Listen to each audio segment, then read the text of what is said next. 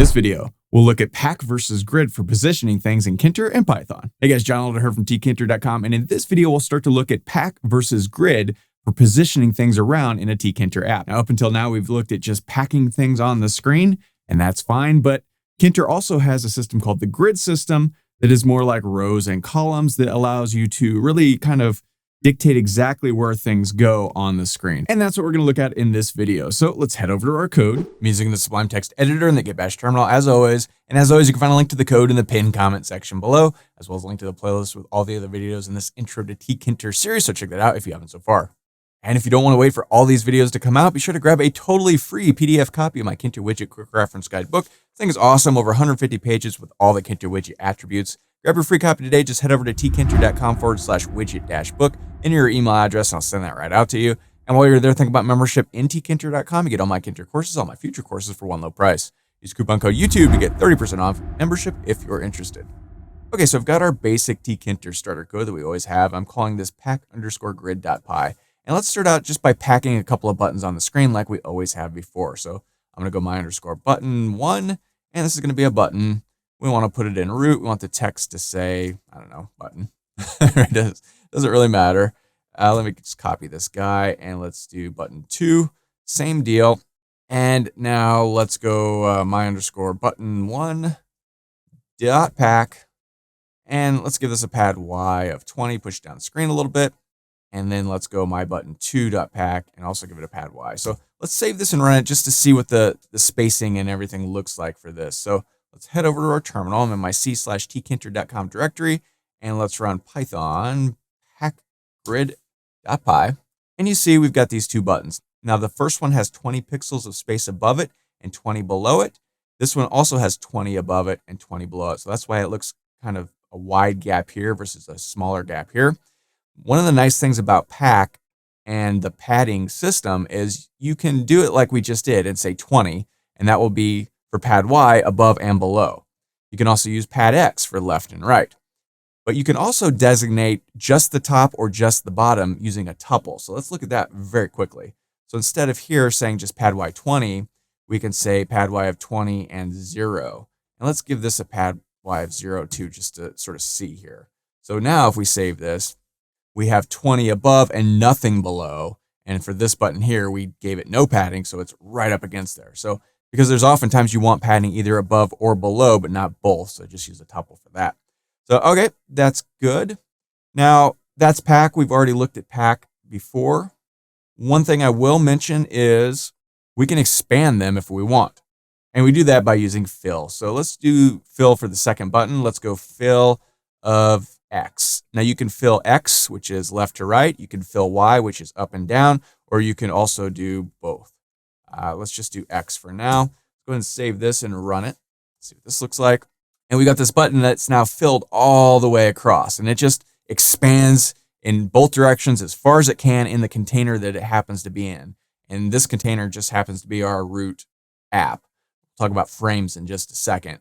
But okay, that's kind of interesting. Now, one thing you'll notice if we sort of change the size of this, it resizes dynamically to whatever the size of the thing that it's in, the container that it's in. So that's interesting.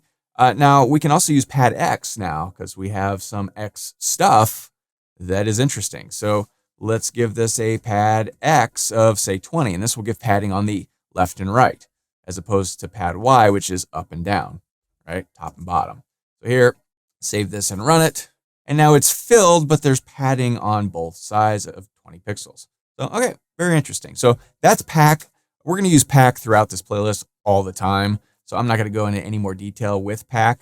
For the rest of the video, we want to talk about grid. And grid is very interesting. Now, the first thing you'll notice is grid is what it sounds like. It's a grid system. So there are rows left and right and columns up and down.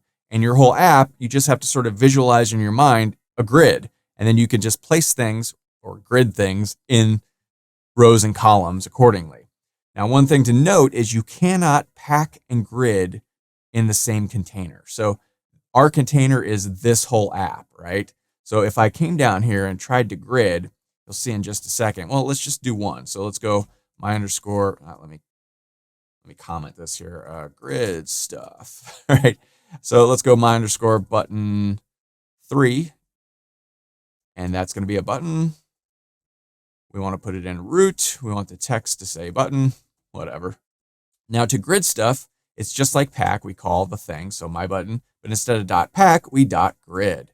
Now inside of here, you set the row equal to something. They start at 0. And you set the column equal to something. They start at 0. Now, if we save this and try and run it, we're going to get an error because, like I said, you cannot grid things and pack things in the same overall container, which is our app. So if we try to run this guy, we can say, hey, you cannot use the geometry manager grid inside, which already has slaves managed by pack, right? So luckily, there's a nice way to get around this by using frames. And we haven't talked about frames yet. We'll probably talk about them in detail in another video. But for now, let's just create a quick frame. You don't have to know much about them to use them. So I'm going to call this my underscore frame. And that's going to be a frame widget. We want to put it in root. That's really all we need. So let's go my underscore frame dot pack.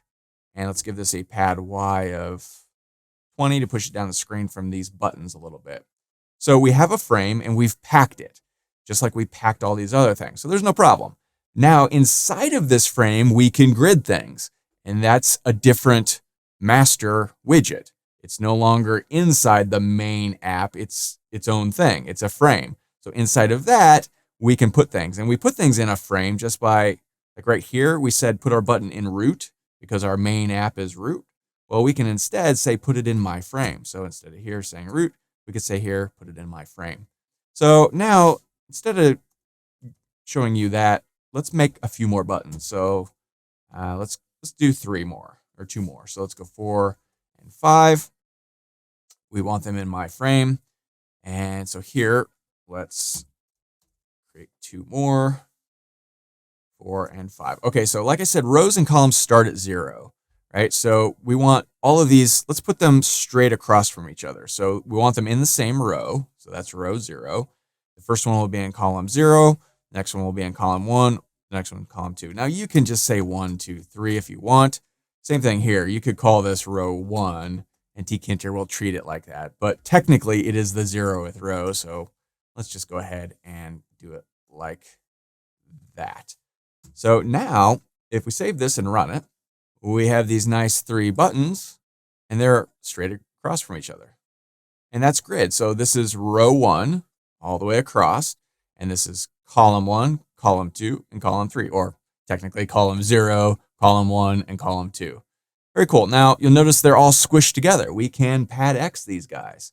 So if we came back over here and really we only need to do the one in the middle, right? So we could go Padx equals 20 because it will give padding on each side of that one in the middle, which will then run this guy again, give padding, make it look like they're all spaced apart, right?